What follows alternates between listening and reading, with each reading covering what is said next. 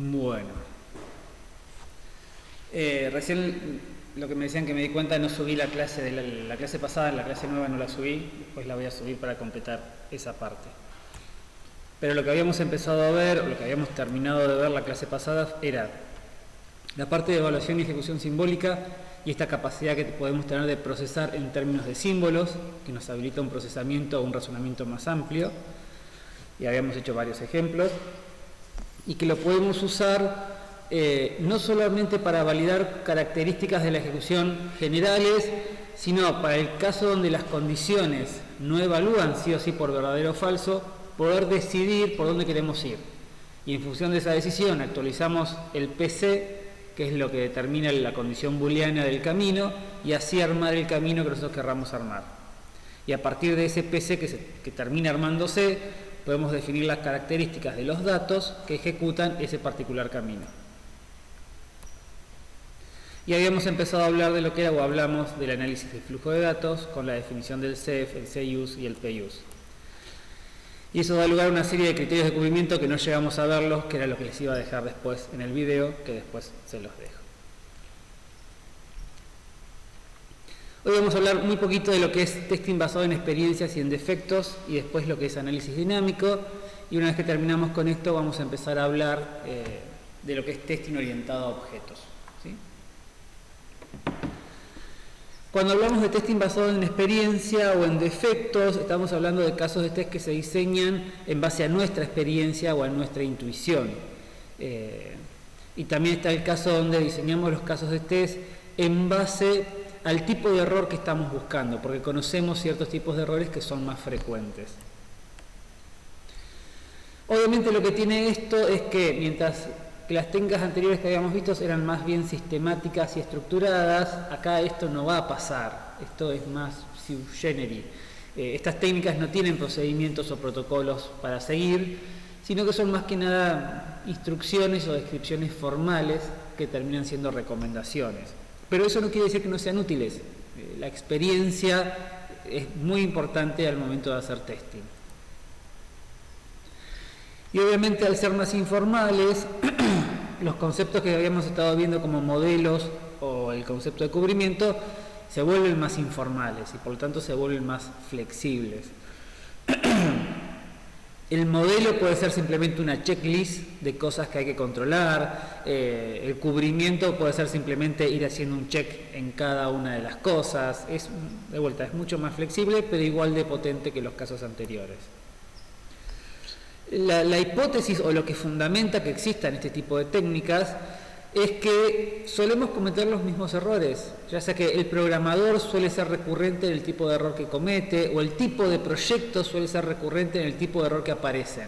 Y el ejemplo clásico de esto son los proyectos de TDP. El proyecto de TDP puede llegar a cambiar, pero los errores siguen siendo lo mismo. Les falta hacer un repaint, les falta terminar un hilo, no están inicializando bien una variable. Después de mucho tiempo de uno estar trabajando como docente de la materia, uno ya sabe qué tipo de error buscar. Entonces cuando viene un alumno a decir, no, mira, estoy actualizando la posición de la nave y no se mueve, uno ya sabe que es un problema del repaint. Entonces ese tipo de trabajo de detección de errores es un testing basado en experiencias y defectos. Pero dentro de la informalidad podemos tener un poco de orden y en particular eso se hace cuando empezamos a hablar de categorías de errores y puede haber muchas categorías. Podemos hablar de redes funcionales, de sistemas, de procesos, de datos, de seguridad. Todas esas son categorías donde nosotros podemos buscar errores. Y muy probablemente la experiencia del tester o el perfil del tester lo va a llevar a perfeccionarse en ciertos tipos de categorías.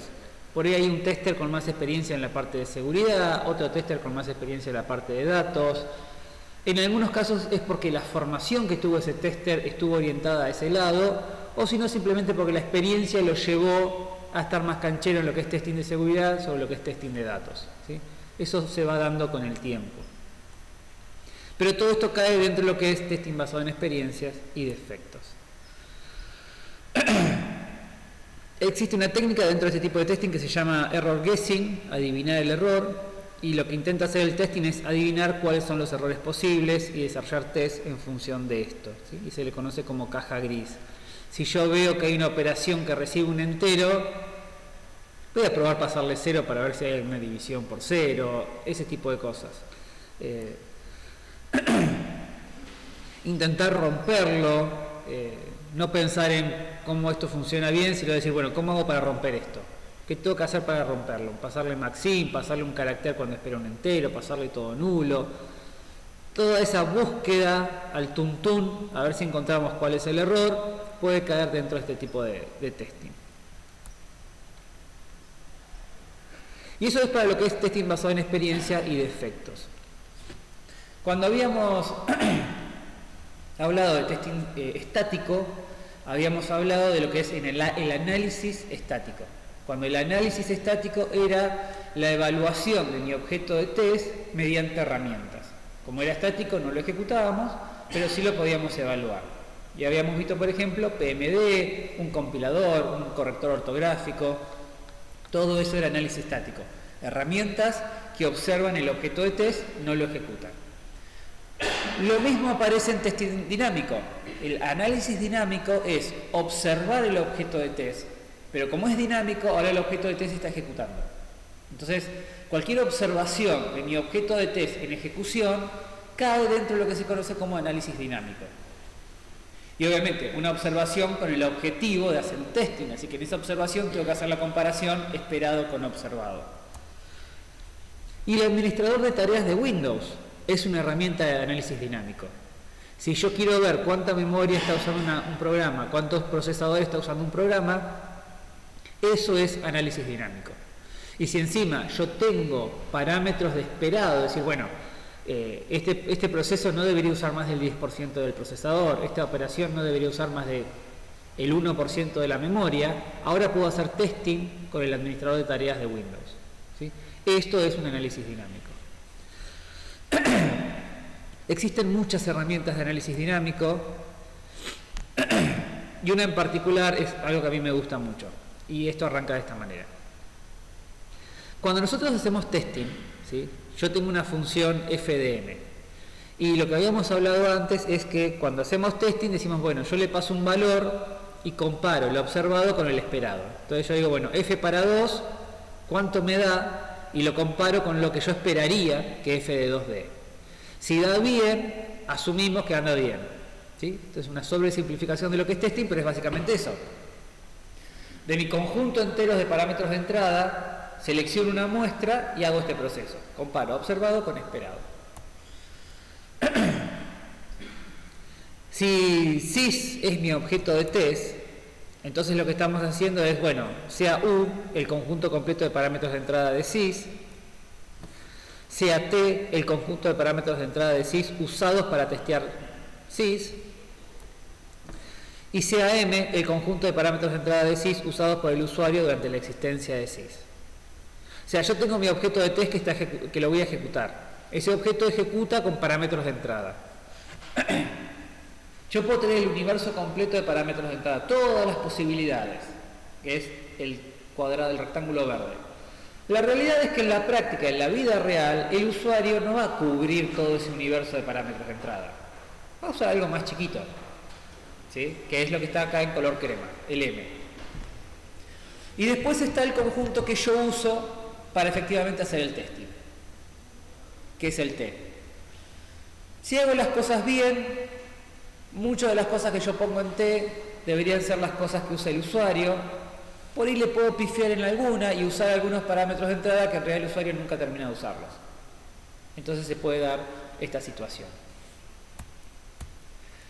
Si hago las cosas mal, todo el conjunto de test que yo uso no tiene nada que ver con lo que el usuario está usando realmente después. Si hago las cosas muy bien, el conjunto de test debería ser un subconjunto del conjunto de lo que usa el usuario, y el conjunto de lo que usa el usuario termina siendo un subconjunto del conjunto universal. ¿Sí? ¿Se entiende esta relación? Entonces, idealmente, debería tener una relación de este estilo. El más grande es el universal, que contiene al que realmente va a usar el usuario, que contiene al que yo uso para hacer test. ¿Por qué estoy haciendo toda esta introducción? Porque lo que alguien planteó en un momento es decir, bueno, yo no puedo testear el conjunto universal. Y por ahí es muy difícil predecir cuál es el conjunto de parámetros de entrada del usuario. Y yo me quedo con esta muestra. Alguien dijo, pucha, por ahí estaría bueno seguir haciendo testing mientras el usuario está usando la aplicación. Porque si yo pudiera seguir haciendo testing mientras el usuario usa la aplicación, yo puedo usar los mismos parámetros que usa el usuario como parámetros para mi objeto de test.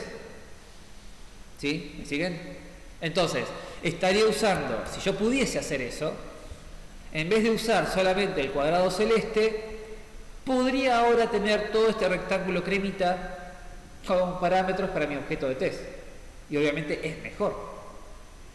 Obviamente, si yo pudiese usar el conjunto completo, sería el testing exhaustivo, que sabemos que no se puede hacer. Pero, si yo pudiese usar todo el conjunto del usuario, que no es el conjunto completo, es un testing bastante bueno. No es el universal, pero es todo lo que usa el usuario. Así que si hay un caso de test, un dato de entrada que está acá afuera, que rompe el sistema, pero el usuario nunca en la vida lo va a usar, ¿existe ese error realmente? Es más filosófico. Es como lo del árbol. Es como lo del árbol, tal cual. Entonces alguien se planteó eso, decir, bueno, ¿cómo puedo hacer para que mientras el usuario está usando el sistema, yo pueda seguir testeando el sistema, usando los mismos parámetros de entrada que el usuario está poniendo al sistema? Pero obviamente, si yo voy a hacer eso, no quiero perturbar al usuario y no debería perturbar el objeto de test. O sea, ¿cómo logro yo hacer esto siendo lo más transparente posible al objeto de test y al usuario mismo? No quiero que al usuario le aparezcan carteles, no quiero que la aplicación se vea más lenta. Y si en algún momento digo, bueno, ya está, estuvo 2 meses haciendo eso el usuario, no quiero que el usuario siga testeando, ¿cómo hago para hacer ese cambio? De vuelta, sin perturbar al usuario y al objeto de test. Y ahí lo que aparece es algo que se llama verificación en ejecución. A partir de algo que se llama, que aparece acá tapadito, programación orientada a aspectos. Una cosita muy linda que a mí me gusta mucho. Y un poco les voy a contar de qué se trata. Dentro de 2 martes más o menos van a tener un tutorial completo sobre programación orientada a aspectos. Así que no vamos a ejecutar código ahora, eso lo vamos a hacer en el tutorial, pero sí les voy a mostrar de qué se trata. Y esto viene así. Esto está pensado para el paradigma orientado a objetos. Esto que están viendo acá es la organización en paquetes de Apache, donde el tamaño de la barra tiene que ver con el tamaño de ese paquete o el tamaño de ese módulo. Y lo que está pintado de rojo son todas las líneas de código de Apache que son las responsables de hacer el parsing de XML. ¿Está bien? O sea, toda la responsabilidad, toda línea de código cuya responsabilidad sea parsear XML, están pintadas de rojo. Yo veo esto y lo que digo es que bien modularizado que está Apache. Esa es la observación que uno haría. Hay una responsabilidad que es parsear XML, está toda centrada claramente en este módulo. Es una buena modularización. Estas son todas las líneas de código de Apache, pintadas de rojo, cuya responsabilidad es loguear eventos. ¿Sí? Entonces yo miro esto y digo, pucha, esto ya no es como el parseo de XML.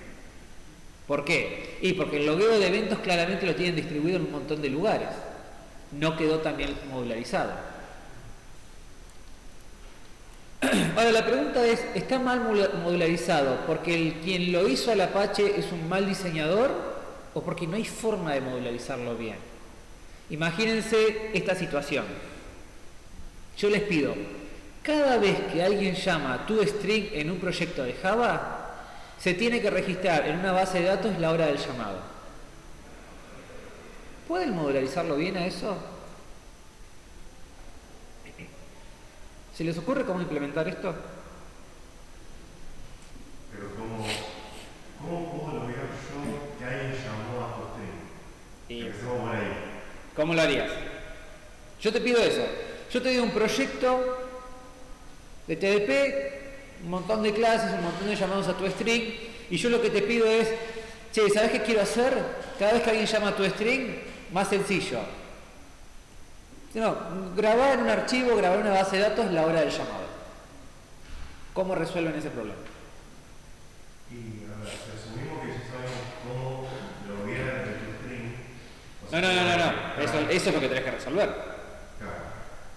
O sea, yo lo que quiero es, cada vez que alguien llama a tu string, quiero que se guarde en una base de datos la hora del llamado. No me importa cómo lo hagan, quiero que cumplan ese requerimiento funcional.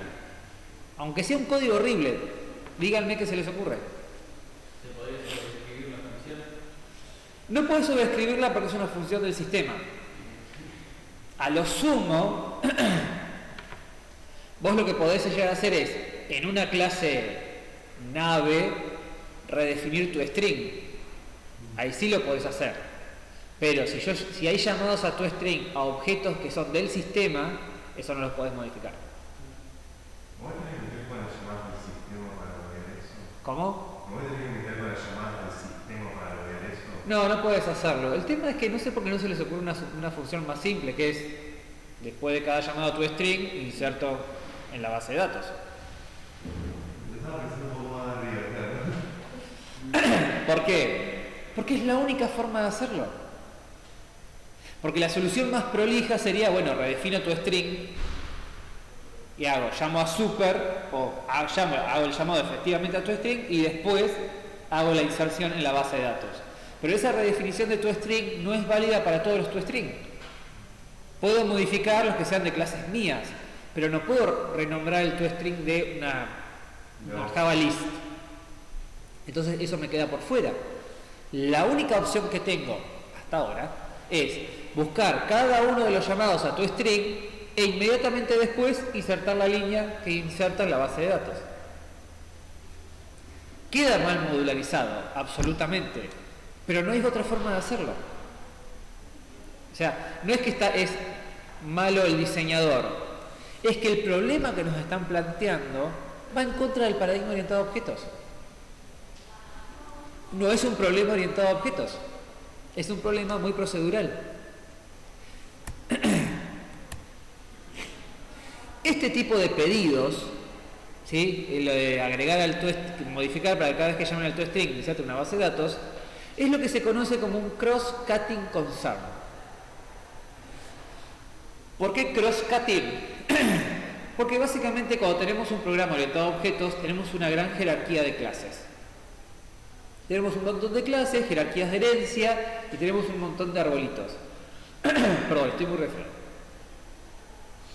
Y en un paradigma orientado a objetos, lo que sale muy prolijo y lo que es re lindo es cuando yo les digo, bueno, necesito que todas las naves, cada vez que hagan un disparo, se registren en una base de datos.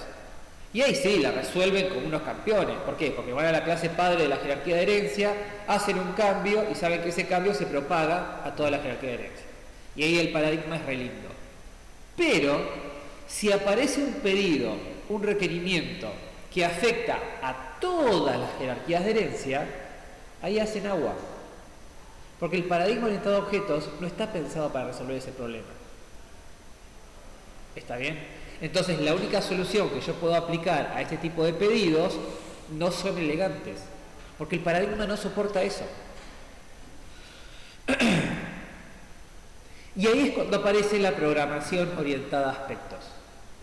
La programación orientada a aspectos lo que nos va a permitir es decir cosas del estilo, che, cuando alguien llama a tu string, ejecutame este código. Y no me importa a quién están llamando, no me importa el objeto. Lo que me importa es, cuando alguien llama a tu string, ejecutaste este bloque de código. Y no importa si es el toString a la nave, a una Java list, a un vector o al sistema o lo que sea, vamos a poder capturar esos llamados. La programación en todos aspectos nos da la capacidad de, imaginen esto, pararse entre el código que ustedes programaron, la máquina virtual, y ver pasar todos los llamados. Con aspectos, ustedes ahora se sientan a ver pasar todos los llamados del sistema. Y cada vez que pasa un llamado, ustedes van a tener la posibilidad de decir, agarro ese llamado y antes que se ejecute, quiero hacer esto. Entonces, es como que uno se para mirando los llamados y dice, bueno, cuando veas pasar un llamado a tu string, agárralo, no lo resuelvas todavía, si queremos, y ejecutate primero esto. O al revés, una vez que veas pasar un llamado a tu string, cuando se termine de resolver ese llamado, ejecutaste este bloque de código. Eso es lo que nos permite hacer aspectos. Y lo más interesante, lo más atractivo de aspectos, es que podemos hacer esto sin modificar el código del objeto que se está testeando. Podemos hacer esto sin tocar ninguna línea de código del objeto de test. Eso también es muy atractivo, porque aspectos me va a permitir agregar un montón de controles sin insertar cambios en mi objeto de test. Y eso está bueno, porque si yo tengo que insertar cambios en mi objeto de test, potencialmente estoy insertando errores. Y aspectos es absolutamente transparente al objeto de test. El objeto de test no se entera que alguien está mirando sus llamados.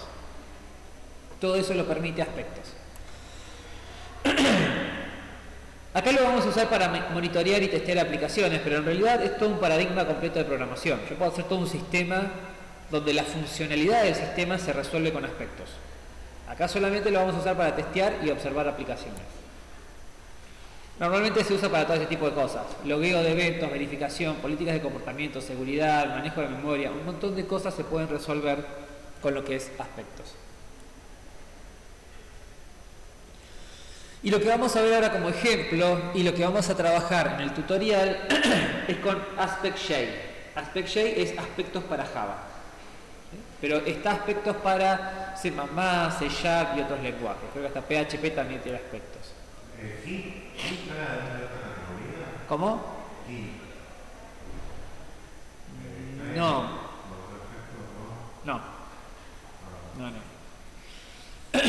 AspectJ fue desarrollado en el 98 por Xerox PARC, laboratorio de investigación muy importante. Es una extensión de Java. El compilador de AspectJ es gratuito y open source.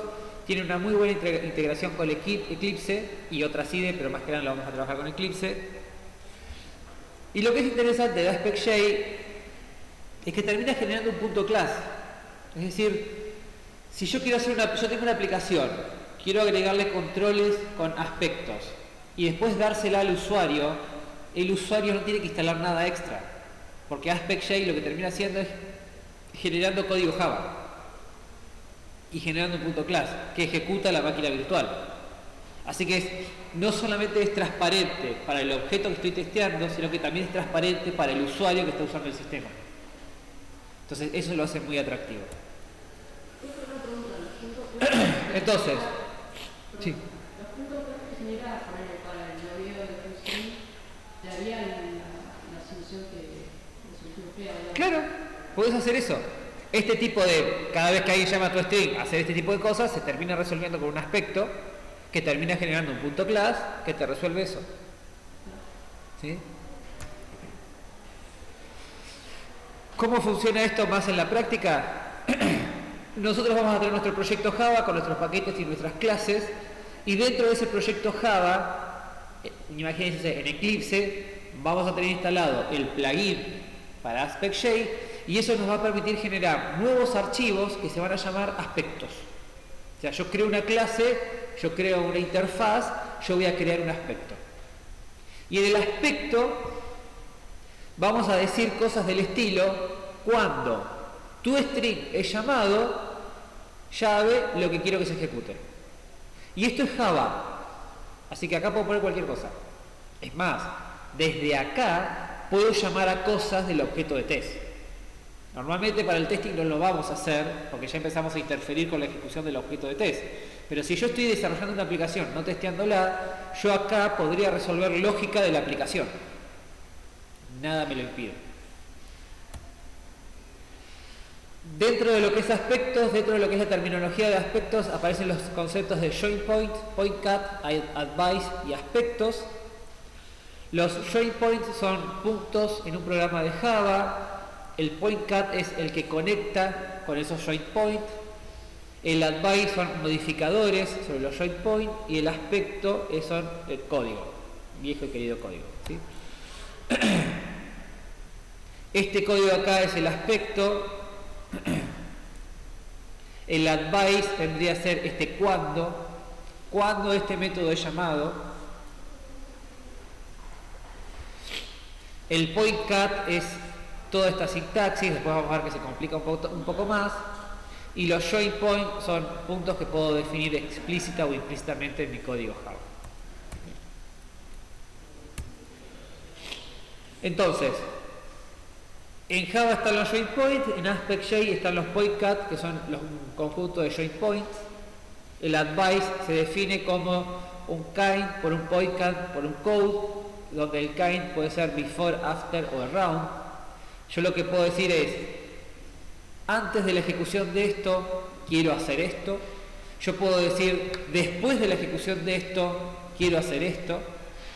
O el around, que lo que hace es, me permite hacer algo antes, la ejecución de lo que se está ejecutando y algo después. ¿Sí? Imagínense esto. Yo tengo mi clase Power que tiene un balance y esto es como una cuenta, una caja de ahorro. Tengo el balance, puedo depositar y puedo retirar. ¿Sí? Y tengo una clase que loguea eventos. Y alguien me dice, bueno, hay que loguear todos los depósitos y todos los retiros de la caja de ahorro. Acá lo que alguien dice es, lo que está atrás de todo este sistema que es orientado a aspectos, la solución clásica sería esta. ¿Sí? Yo quiero loguear, entonces cada vez que hago un balance logueo, cada vez que hago un retiro logueo. La crítica a esta solución es, estás modificando la lógica de tu programa para poder loguear. Es decir, desde el punto de vista de las responsabilidades de la clase Power, que la clase Power cuya responsabilidad es, no sé, mantener una caja de ahorro, ahora le estás agregando una segunda responsabilidad. Mantener la caja de ahorro y loguear los eventos. Estás mezclando dos cosas. Eso no debería pasar. La clase caja de ahorro debería ser una caja de ahorro y nada más. Y el código de la clase caja de ahorro debería ser exclusivamente para manejar una caja de ahorro. Cualquier cosa extra que yo le agregue está ensuciando el código. Sin aspectos, esta es la única forma que tengo de loguear los eventos. Pero esto es lo que me permite hacer aspectos. Si yo tengo aspectos, y esto ya es código de AspectJ, mi clase Power solamente es una clase Power. Mi clase caja de ahorro es una caja de ahorro. Ingresa y retira dinero. Punto. Aspectos, lo que va a hacer es, tiene una instancia del logger y dice, antes del llamado al método deposit de la clase Power, que le estás pasando este entero como parámetro, quiero loguear en la clase logger este string con este parámetro. Entonces, no solamente estoy capturando el llamado al método, sino que además puedo agarrar los parámetros de entrada a ese método y usarlos para lo que quieran en el aspecto. Entonces, esto es lo que me permite hacer la sintaxis de aspecto, es decir, bueno, antes del llamado a este método que recibe un entero de la clase Power y usa este argumento, haceme esto. Y lo mismo acá, antes del llamado a la clase retiro de la clase al método retiro de la clase Power que recibe este argumento, quiero hacer esto. Entonces, con estas dos cosas, si yo ejecuto la aplicación, cada vez que alguien llame a estos métodos, no importa el objeto, solamente a estos métodos de esta clase, antes de que se resuelva el llamado, se va a ejecutar esta línea de código, esta y esta. Entonces yo voy a poder loguear eventos relacionados con la clase Power sin interferir con la clase Power. Esta separación de responsabilidades es muy atractiva. Y esto, que en Eclipse me requiere un plugin, cuando compila un jar, no necesita nada. Porque desde el punto de vista de la máquina virtual de Java no hay nada nuevo, es mucho código Java, nada más. Entonces eso está muy piola y eso es muy atractivo. Pre y post condiciones. Se resuelve con esto. O con alguna instalación loca de JML o lo que quieran, pero pre y post condiciones es muy fácil de resolver con esto. Si yo quiero verificar las condiciones de un parámetro de entrada antes de hacer la ejecución, before, call, llamado, agarro el parámetro y me fijo si es mayor a 0. Si es mayor a 0, permito la ejecución, si no, excepción. Eso lo puedo hacer con esto. Entonces, perdón, lo que estamos planteando acá desde el punto de vista del testing es, esta es la aplicación del usuario. Todo el testing que yo puedo hacer sobre la aplicación lo puedo seguir haciendo con aspectos. Yo sé que cierta lista nunca puede estar vacía. Bueno, todo el control de la lista lo puedo poner acá. Entonces, mientras el usuario está usando esta aplicación, en paralelo yo estoy haciendo controles para ver si la lista está vacía o no. Si la lista en algún momento llega a estar vacía, puedo guardar en un log, che, hubo una instancia con este parámetro de entrada de esta situación que la lista se hizo vacía. Entonces yo le doy la aplicación al cliente y dentro de un mes lo voy a ver y me llevo el log que generó aspectos. Y me fijo si está todo bien o no. Si está todo bien, yo lo que puedo decir es, bueno, listo, ya no hace falta seguir testeando en paralelo. Saco la parte de aspectos. Como aspectos no modificó el código del objeto de test, no tengo que hacer más nada, solamente saco la parte de aspectos, genero el jar nuevo, solamente para que no tengan la parte de aspectos, se lo cambio al cliente y ni siquiera es un cambio de versión, porque desde el punto de vista del cliente no cambió absolutamente nada. Eso lo puedo hacer con aspectos. O sea que yo puedo separar los controles internos que yo no suelo hacer adentro del código en sí, yo lo puedo separar Sí. y hacerlo todo en aspectos sin problema. Sí, tal cual. Lo más directo de vuelta es pre y post condiciones. Eso lo puedes hacer tranquilamente con aspectos. Entonces, dentro de aspectos tenemos un point cat que puede o no matchar con uno o varios join points. El point cat es una descripción de qué es lo que yo quiero agarrar. Esto que yo les decía de mirar pasar los llamados, la forma como esto funciona para agarrar un llamado es definiendo un point cat. Es decir, bueno, cuando veas pasar esto que yo te estoy mostrando acá, agárralo. Y hay muchas formas de definir esto que yo quiero agarrar. Esto que estamos diciendo acá, este point cat, lo que dice es quiero agarrar los llamados al método deposit que recibe un entero que está en la clase power que no devuelve nada. Un point cat puede o no matchar con llamados, porque si deposit también está el método deposit que recibe un carácter y todo el mundo llama con el deposit con carácter y nadie llama con el deposit con entero, este point cat nunca va a matchar. ¿Está bien? Hay mucha flexibilidad y acá es donde aparece lo más lindo de aspectos al momento de escribir esto.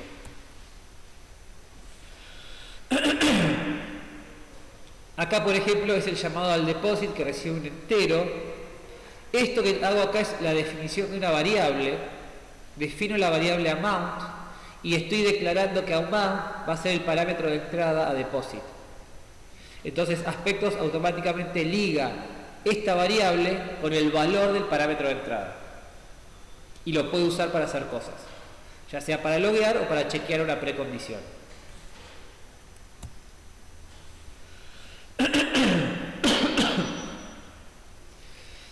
Yo puedo definir un point cat, como este que está acá, que lo que define es, digo, bueno, tengo un point cat que es cambio en el valor.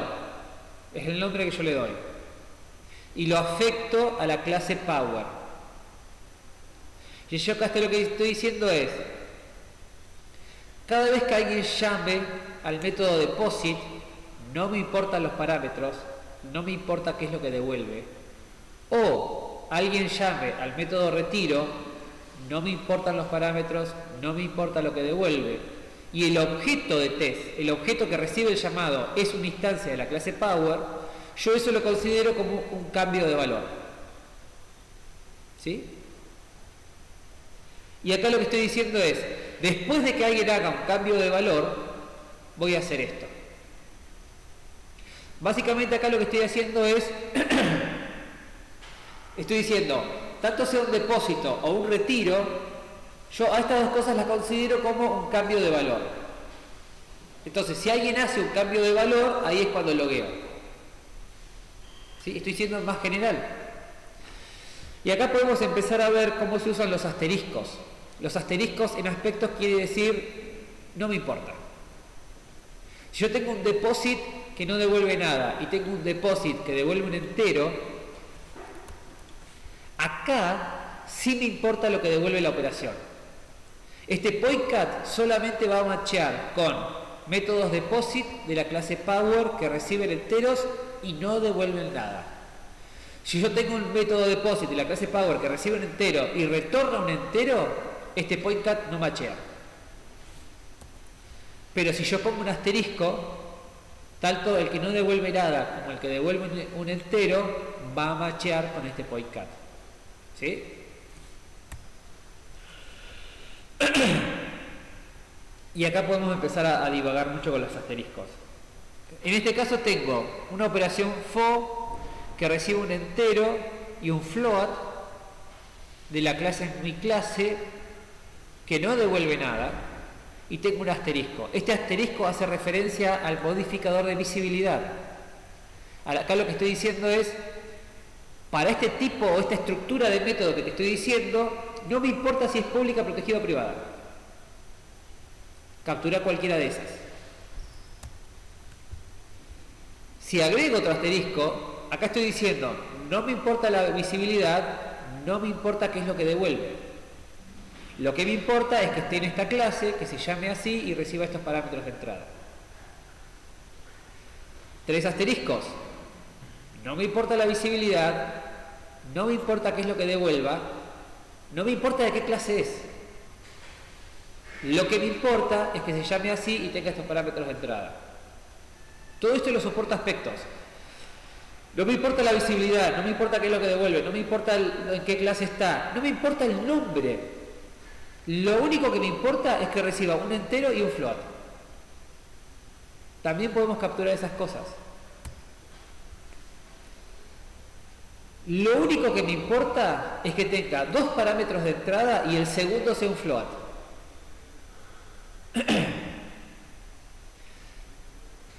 Lo único que me importa es que tenga más de un parámetro de entrada. Cuando uso los 2 puntos, estoy diciendo que puede haber muchas cosas. ¿Sí? Fíjense que si en vez de los 2 puntos yo hubiese puesto asterisco, asterisco, lo que estaría diciendo es, lo que me importa es que tenga 2 parámetros de entrada. Puede ser cualquier cosa, pero tiene que ser 2. Acá lo que estoy diciendo es, tiene un primer parámetro de entrada que no me importa qué es, y después puede haber muchos parámetros de entrada que no me importa ninguno de ellos. Y esto básicamente no me importa nada. ¿Sí? Esto captura todo. Ese es el poder de la expresividad de aspectos. ¿Sí? Poder decir, bueno, quiero capturar solamente los llamados a métodos estáticos. O quiero capturar todos los llamados que no sean a métodos estáticos. Eso lo podemos hacer con aspectos. Creo que los 2 puntos también incluye nada, o sea, no es un parámetro. No, tiene que haber algo. ¿Sí? Es decir, vos acá, en este de acá, no vas a capturar llamados a métodos que tengan un solo parámetro de entrada. ¿Sí? Si vos lo pusieras paréntesis que hable, punto, punto, paréntesis que cierra, ahí estás hablando de uno o más. Si vos no querés parámetros de entrada, tenés que poner paréntesis que solamente los paréntesis vacíos. Si vos querés considerar 0 o muchos, ahí me tengo que fijar cómo sería. 0 parámetros o muchos parámetros. Habría que ver cómo se describiría eso, no estoy seguro.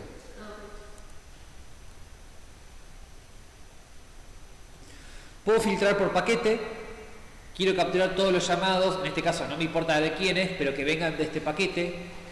O quiero capturar todos los llamados de esta clase o descendientes de esta clase. Y ahí aparece el más. Sin el más, yo me limito solamente a la clase.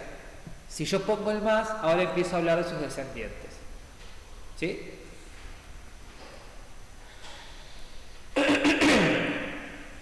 Entonces, como les decía, todo lo que es diseño por contrato, chequeo de contratos, pre y post condiciones, lo puedo hacer acá. Yo tengo el retiro y digo que el retiro, no sé, tiene que ser superior a cierto valor. Entonces esa es una precondición. Esa precondición la puedo chequear con un aspecto. Donde acá estoy diciendo altes del llamado a la clase withdraw. Al método withdraw que recibe un entero sobre el objeto power que devuelve un booleano. Y defino dos variables, power y cantidad. ¿Por qué las defino? Porque después las voy a vincular con el parámetro de entrada y el objeto que está recibiendo el llamado. En este caso, la palabra reservada target me permite capturar no solamente el parámetro de entrada, sino el objeto al cual le están pidiendo ese método. Lo que me permite a mí después hacer cosas. Como por ejemplo preguntar si el balance de power menos la cantidad queda por arriba del mínimo. Si esto da verdadero o falso, yo puedo hacer cosas. Permitir la ejecución o abortar la ejecución del método. Esto lo puedo hacer con aspectos.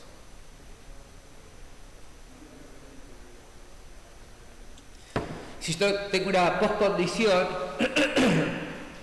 como esta que tengo acá, que lo que dice es, después de hacer el retiro, no, tiene que quedar por arriba de 0, y obviamente tiene que ser consistente el retiro con lo que quedó. Eso lo puedo hacer con aspectos. ¿Sí? En este caso, fíjese que lo que estoy haciendo es, en la postcondición estoy haciendo referencia al valor anterior del balance. Con un aspecto calculo el valor anterior o me lo guardo y después hago el control. Si queda por arriba de 0 y si es consistente la modificación. Que ahí no se ve bien. Si esto se verifica, verifica la postcondición. Si esto no se verifica, excepción, hubo un error. ¿Con esto puedes empezar con el código Sí. final? Sí. Ocurre algo, excepción no lo tiene todo. Si no se cumple la postcondición o la precondición, va a frenar. Sí. A ver, lo estamos pensando desde el punto de vista de testing. Desde el punto de vista de testing no deberías modificar tu código. Pero, si vos te vas del testing y ya pensás en la lógica o en un control común y corriente, por ahí la lógica te dice, si el balance queda por debajo de 0, se le aplica una multa y se le descuentan 100 pesos. Bueno, esa aplicación la podés hacer acá. O sea, no es una excepción, vos decís, si el balance quedó por debajo de 0, al balance le resto 100 más. Eso lo podés hacer acá y no hay ningún problema. ¿Sí? O sea, esto que tenés acá es código Java que convive con el código de tu proyecto. Así que todo lo que es alcanzable en tu proyecto es alcanzable por el código de Java. Del código del aspecto. No deberíamos hacer eso. Desde el punto de vista de testing, no. Pero de vuelta, si vos querés empezar a aprovechar aspectos para resolver la lógica de tu proyecto, sí está perfecto que lo hagas. No deberías hacerlo desde el punto de vista de testing, porque desde el punto de vista de testing, en algún punto vos deberías poder sacar los aspectos y el proyecto debería seguir funcionando igual. ¿Sí? Y si vos empezás a hacer modificaciones, eso no va a pasar. Y después está lo que les había contado, lo que se llama el around. Está el before y está el after. El before y el after lo que dice es, o antes de la ejecución hace esto, o después de la ejecución hace esto otro. El around permite juntar los dos. Cuando hay un around sobre un llamado, nosotros podemos hacer cosas antes, después llamar al reservado que es proceed, que ahí lo que estamos diciendo es, bueno, ahora sí, ejecutalo, y después de la ejecución hago cosas. Eso lo hacemos con el around. Como conocí, yo digo, o sea, yo estoy en una rama. Lo que hago todo antes es en el before, Sí. y una vez que yo conocí, yo estoy en el after. Sí. Bien. O sea, vos en el around ves pasar el llamado, lo agarrás. Antes de que siga, vos haces cosas. Y después vos explícitamente decís, listo, seguí. Pero volvé cuando termines. Y cuando vuelve es cuando viene lo que ponés después del proceed. Bien. ¿Sí? ¿Qué hace esto?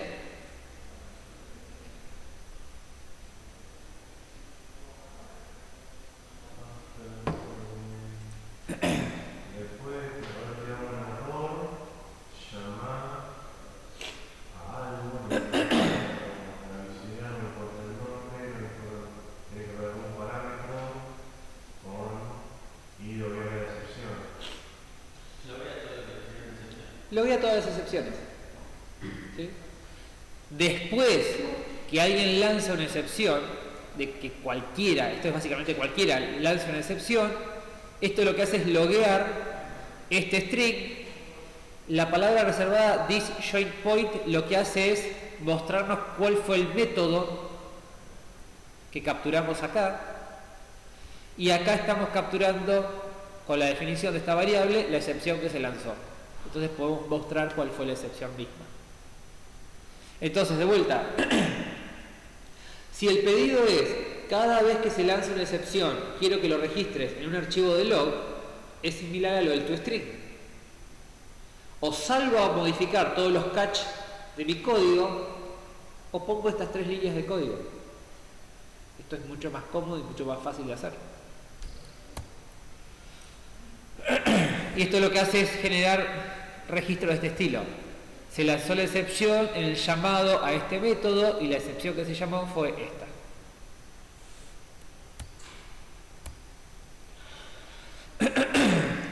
Lo mismo pasa, como decía, en las pre y post condiciones, lo mismo pasa con los invariantes. Si yo quiero chequear invariantes, los chequeos lo puedo hacer con aspectos.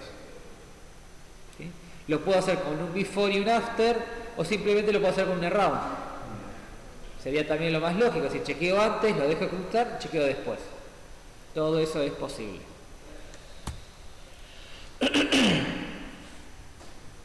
Y esto, por ejemplo, lo que hace es declarar un warning, y lo que dice es, cualquier llamado dentro de este paquete que esté seteando valores de algo que no sean públicos y que ese seteo no se haga dentro de un código que comienza con el nombre set, genera un mensaje de advertencia. Esta es la expresividad que tiene aspectos. Básicamente acá lo que está diciendo es, cualquier modificación de un atributo público que no se hace desde un método que se llama set, es una advertencia. Es decir, alguien está seteando un valor desde un método que no es un setter. Fíjate si está bien ese seteo. Eso lo hacemos con aspectos. ¿Sí? Ese es el potencial de la expresividad de aspectos. Queda en la carpeta compartida donde están todas las clases el libro de AspectShape, que es el libro completo del lenguaje. Está bueno para tenerlo en cuenta. El martes que viene vamos a tener un tutorial que continúa con Selenium, pero es la versión de Selenium desde Java, y después el otro martes vamos a hacer el tutorial de AspectShape, ¿sí? Para hacer un poco no solamente de testing, sino de lo que es aspectos en general. ¿Sí? Y también está este, que es un libro más de referencia, es más directo, porque es un este es un buen primer libro y el otro es un buen segundo libro, que está disponible y lo pueden bajar desde acá, también es sobre aspectos. Y nada más. Es buenísimo aspectos. Hay un montón de cosas que se pueden resolver, no solamente de testing, tenerlo en cuenta para la lógica de un problema, aspectos resuelve un montón de cosas. Y obviamente para testing está muy bueno. Nosotros con Matías y con Dana Uribarri tenemos desarrollado un framework de testing que se llama Tapir, que se basa en aspectos. Y también un tutorial va a ser, es chiquitito porque no es grande el framework, pero vamos a hacer un tutorial sobre Tapir, para ver cómo se puede usar este framework para hacer un testing muy específico de sistemas orientados a objetos. Así que bueno, terminemos por acá ahora, después la clase que viene arrancamos con testing orientado a objetos. Yo les recomiendo que vean aspectos porque realmente es muy atractivo. ¿Sí? Listo, ahora en un ratito vienen Matías y Coti.